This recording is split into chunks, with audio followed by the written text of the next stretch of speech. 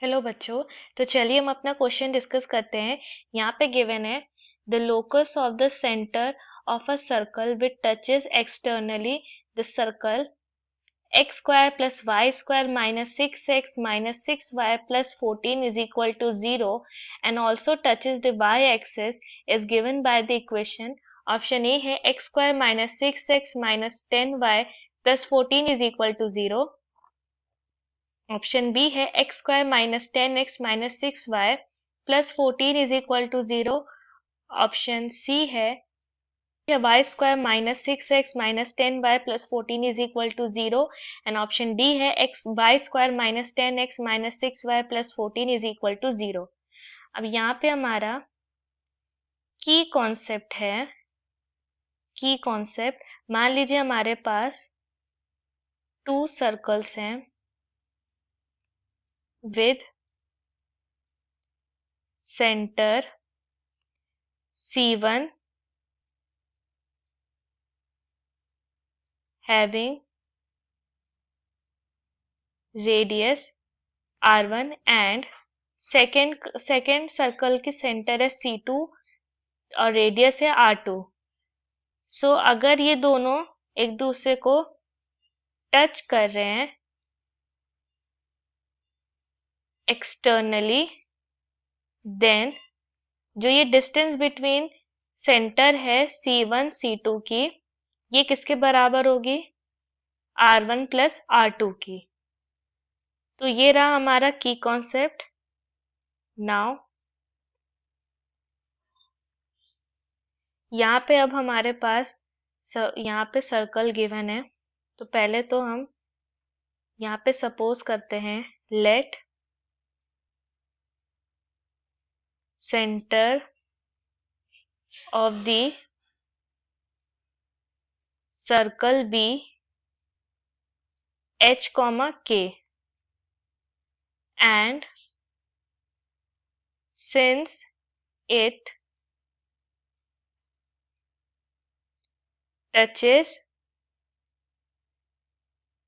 y axis, अगर ये y axis को टच कर रहा है देन हमारी जो रेडियस होगी, क्योंकि अगर ये y एक्सिस को टच कर रहा है, मान लीजिए हमारे पास ये कोऑर्डिनेट प्लेन है और ये कोई सर्कल है, ये y एक्सिस को टच कर रहा है और ये h, k है. सो इसका जो रेडियस होगा वो h के बराबर होगा. So radius will be h. अब ये टच कर रहा है अब ये क्या है? It also touches the circle x square plus y square minus 6x minus 6y plus 14 is equal to 0. इसे इस तरह से लिख सकते हैं x square minus 6x plus 9 plus y square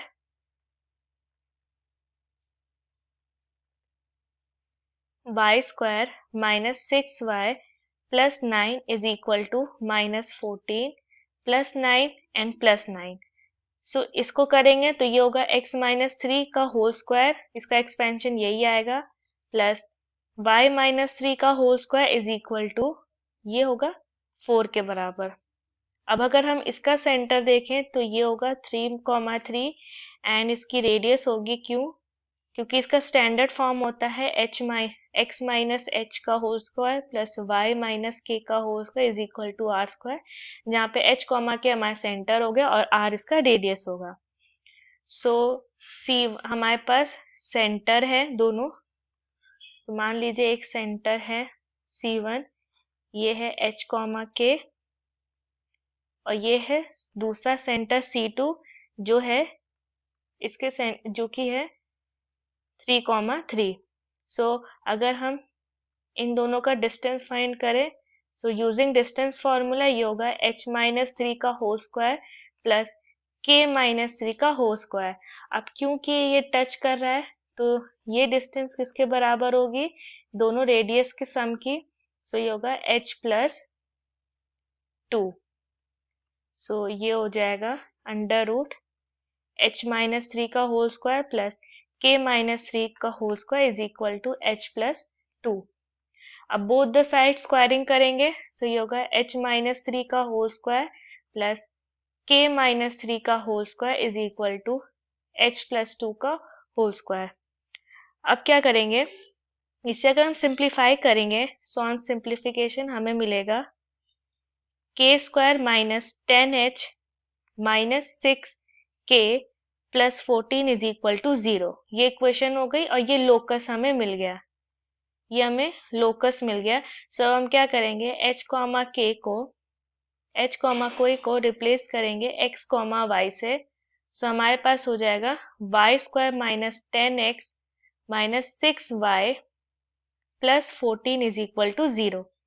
ये हो जाएगा हमारा फाइनल आंसर, और जो हमारा फाइनल आंसर है वो हमारे ऑप्शन डी से मैच करेगा। सो ऑप्शन डी हमारा करेक्ट आंसर हुआ।